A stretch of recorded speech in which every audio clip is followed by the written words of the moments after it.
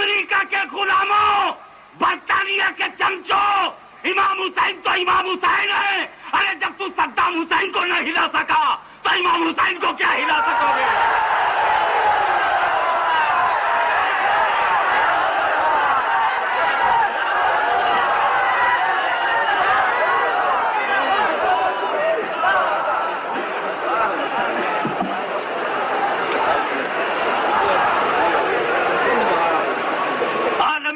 میں نے پوچھا تھا امام حسین سے، نور تمہارے یہاں، شریعت تمہارے یہاں، طریقت تمہارے یہاں، معرفت تمہارے یہاں، حقیقت تمہارے لیے، مدینۃ العلم تمہارے گھر میں، باب العلم تمہارے گھر میں، پورا قرآن اترا تمہارے گھر میں، سمجھ بوجھ تمہارے گھر میں.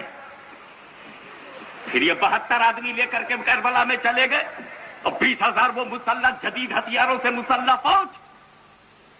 آپ کی جماعت میں اگر عورتوں کو نکال دیا جائے تو 72 کی تعداد کم، بچوں کو نکال دیا جائے تو اور کم، عورتوں کو نکال دیا جائے تو اور کم. یہاں گئے برباد ہونے کے لیے. بچوں کو کٹواؤ گے؟ ہاں.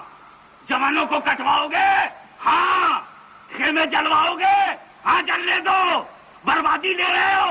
ہاں بربادی لوں گا. ارے امام حسین کائے کو اتنی بڑی طاقت ہے، کیوں اس میں برباد ہونے جا رہے ہو؟ کہا یزید کو پہچانوانے کے لیے. یہ سب گوارا ہے یزید کو پہچانوانے کے لیے. یہ تو مجھ جیسے عقیدت مند نے امام حسین سے پوچھا تھا.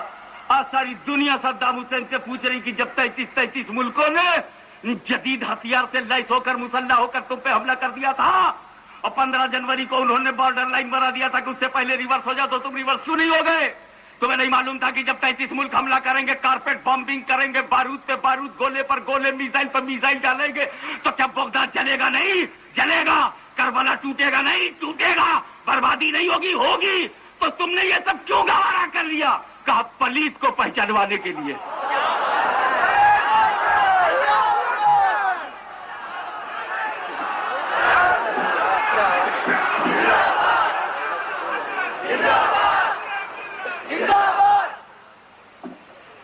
ہم تو یہ کہہ رہے ہیں کہ بات میاں وہی زمین ہے، وہی ملک ہے، وہی کربلا ہے، وہی ہوا ہے، وہی فضا ہے. مگر یزید کا نقاب الٹنے کے لیے امام حسین آئے تھے اور عرب کے پلید کا نقاب الٹنے کے لیے صدام حسین آیا. میں نے کہا اتنا چھوٹا کیوں ہو گیا؟ کہا تو بات ہی دوسری ہے. امام حسین کو چنا تھا رسول اعظم نے، اس کو چنا ہے غوث اعظم نے.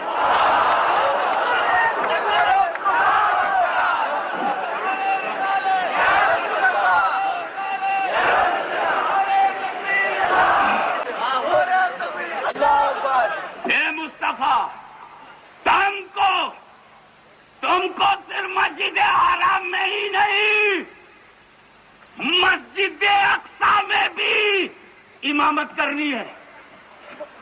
معراج کی رات اے مصطفیٰ چل کے مسجد اقصی میں امامت کرو، تاکہ کبھی اگر سعودیوں کے کفر و ارتداد کی وجہ سے امریکہ غلبہ پا کر یہودیوں کے ہاتھ میں بیت المقدس چلا جائے تو بمبئی بھیونڈی کے مسلمانوں اپنے خون کی ایک ایک بوند کو بوتل میں بند کر کے عراق کے مجاہدوں کی رگوں میں ڈال دو، تاکہ ہم بھی بیت المقدس میں امامت کر سکیں.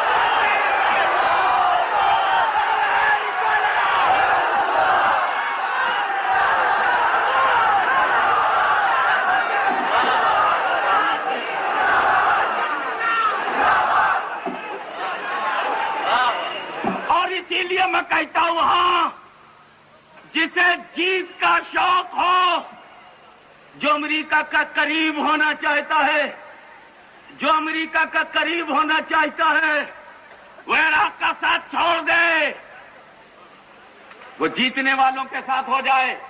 ہمیں جب کربلا میں ہم یزید کے ساتھ نہ ہوئے،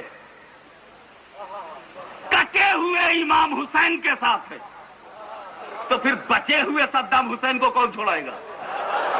ہم جب کٹے کو نہیں چھوڑتے تو بچے کو چھوڑیں گے. یہ اس لیے کہہ رہا ہوں کہ آپ بھیونڈی میں بھی صدام چاہیے، اسی لیے میں نے کہا تھا ایسا نعرہ نہ لگاؤ کہ لوگ سمجھیں سائیکل پنچر ہو گئی. لگا ہی مت، لیکن لگاؤ اتنا اونچا کہ اسلام یاد آئے، یا کم سے کم بغداد کا صدام یاد آئے. اسی لیے اس میں کچھ دم ہے. اب یہ بسرا تک جائے گا. آپ بڑھا دیں واشنگٹن تک پہنچ جائیں گے.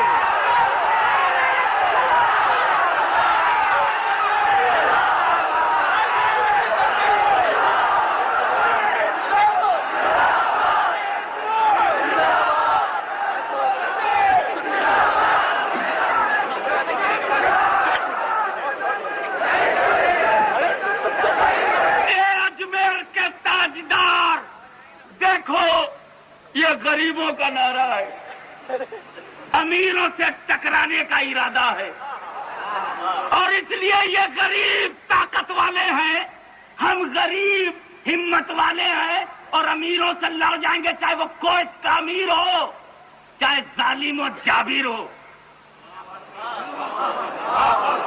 چاہے اس کے باپ کا نام ظالم اور اس کا نام جابر ہو. کویت کا ہم ہر ظالم سے لڑیں گے. ہم غریب ہیں، غریبی پہ ناز کیا ہے، غریبی پہ ناز کیا ہے مخدوم اشرف نے بادشاہت چھوڑ کے. غریبی پہ ناز کیا ہے امام احمد رضا نے اپنے سینے کو نجد کے مقابلے لا کر. غریبی پہ ناز کیا ہے صدر الشریعہ نے، صدر اللہ فاضل محدث اعظم نے، حافظ ملت نے.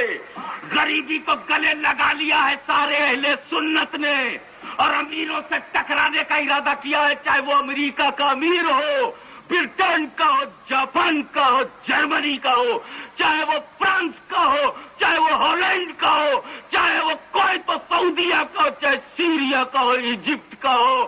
دنیا کے سارے امیروں سے بھارت کا غریب پنجہ لڑانے کو تیار ہے، صرف اس لیے کہ ان کے پاس کوئی امیر نواز نہیں. ہم غریبوں کے پاس غریب نواز ہے.